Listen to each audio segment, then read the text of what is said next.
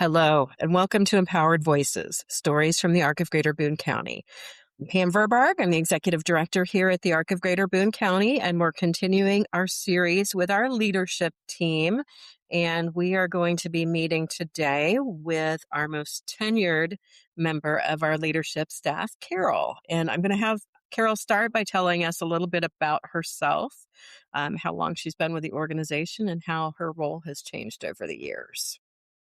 Okay, well, I have been here since November 3rd, 1993. I started out as a part-time bookkeeper, and soon after that, I think 2 or 3 weeks after my hire date, the financial director quit and I took over. And that's kind of where I've been ever since then. Yeah, my job has changed. I mean, overall, my job is pretty much the same. I do all the financials, and it's just that the ARC has gotten a lot bigger since I started. Initially, I think there were less than 10 employees, and now we have over 100 employees and participants. It's pretty amazing. It's cool to see how the ARC has changed in that time frame. Yeah, when you first started, we were doing what? Day services, the sheltered work program, and supported employment. And that was Right. pretty much it. First steps. We were Oh, actually yes. doing first Okay. steps as well at that time. But yeah, and my office was back. It was across the street in what is now the day services building. And so I was I was very close to the programming aspect of it. So I got to see the things going on back there, or they were up in our offices. Quite often. I don't get to see the people as much anymore, which kind of makes me sad. I need to spend a little more time walking over and visiting people.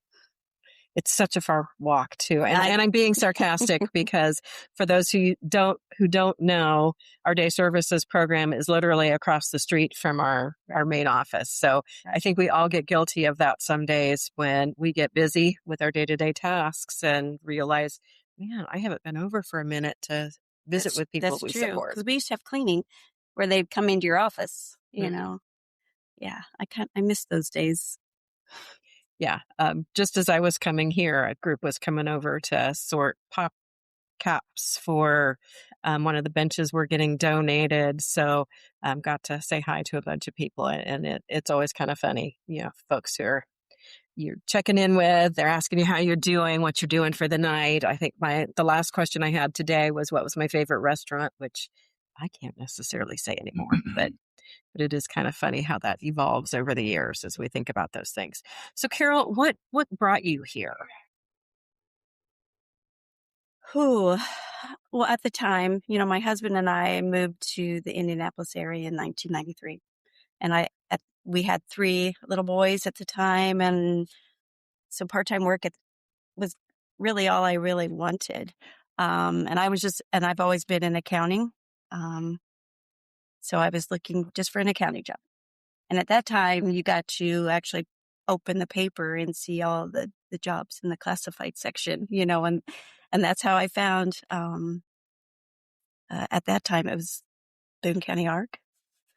Um, and I didn't get a call back. I interviewed, but I didn't get a call back for 3 or 4 weeks. So you're like, oh, but anyway, so at the time for me, it was all about a job in accounting.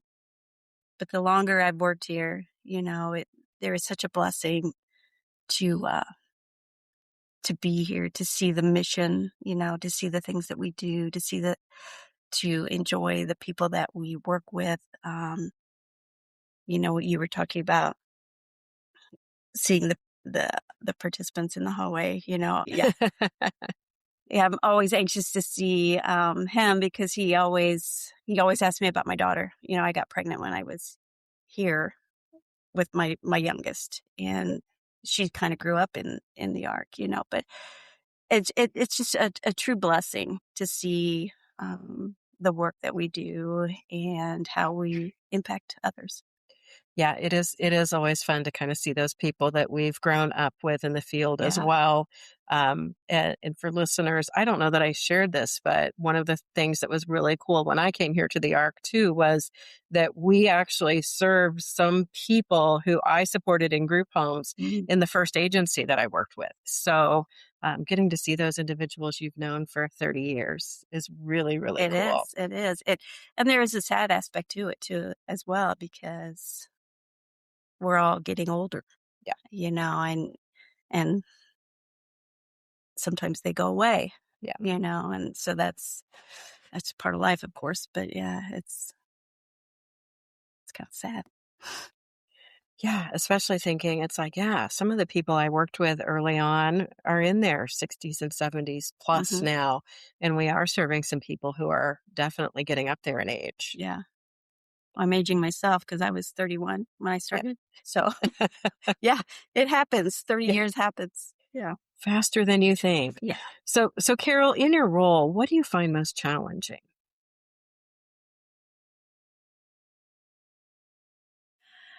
I would say the constant changes in funding.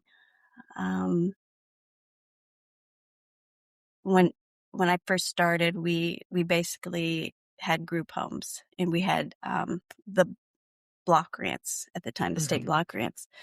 And since I've been here, we've started uh, part of our funding is Medicaid waiver now, and you realize when you're working with the state, a lot of things change. And we're dealing with some of that right now. With the changes in Medicaid and what could happen, and it's always those things that are like, is it going to happen? When's it going to happen? And how is it going to affect us? Mm. You know? Yeah, and then when we throw things at you like multiple grants that we're having to manage as Yeah, well. So yeah, yeah. The grants can be kind of yeah. yeah. So, and again, listeners, just so you know, it's like we do participate in a number of grant programs over the year. Some are one time grants that we work with, and we work with recurring grants through United Way of Central Indiana. So, and each of those has different reporting requirements. So, for Carol, sometimes that's the challenge of making sure we're accounting those properly so that when our auditors come through at the end of each year, we're responsibly showing that we have spent those funds as they were intended to be spent. So Carol does have a lot of behind the scenes type management that she does as she's doing that too. Mhm. And Carol, you've already hinted at this a little bit, but what do you find most rewarding? It has to be the people.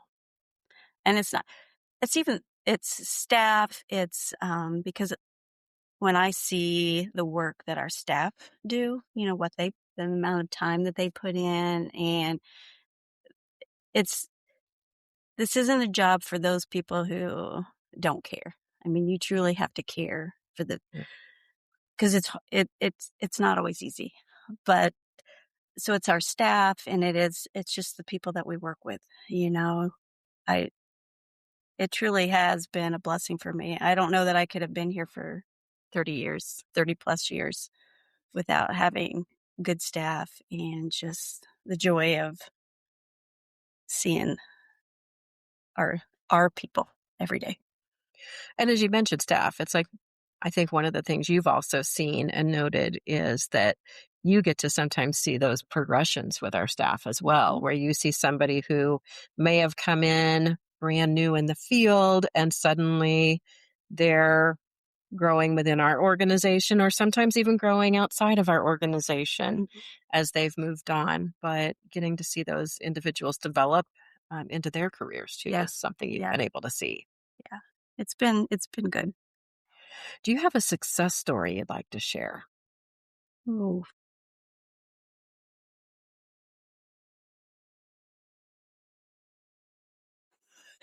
I'm not sure.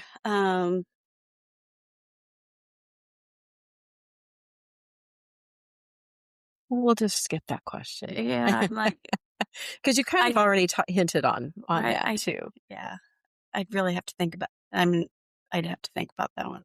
Sorry. No, you're fine. You want to maybe talk about somebody who used to work under the sheltered work program who's succeeding now. Although we've shared the one story multiple times. Which, Theo. oh, for sure, Yeah. for sure. Well, even I would say even, the change from the sheltered work to Main Street marketing, the amount of um,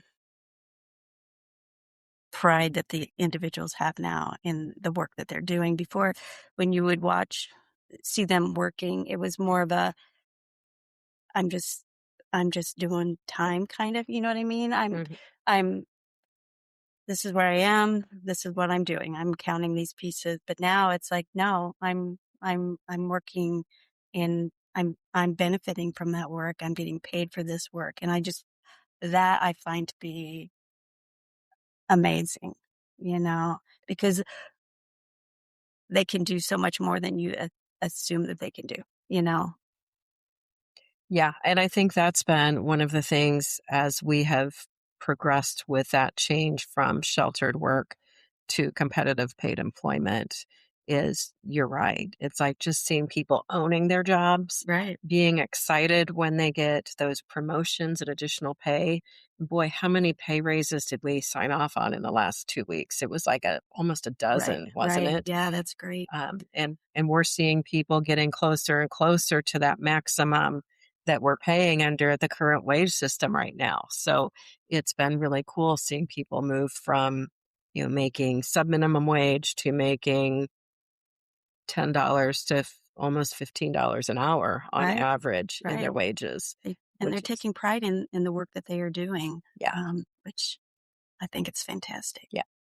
And we've got more people who have been jumping in and saying, hey, I want to do sales crew and things like that. So it's going to be exciting over the next couple of years Mm. to see people further expand what they're doing too. Yeah, I think it's amazing. Well, Carol, thank you so much for joining me today. We really appreciate your time. And again, listeners, thank you for joining us and spending the time getting to know our amazing leadership team.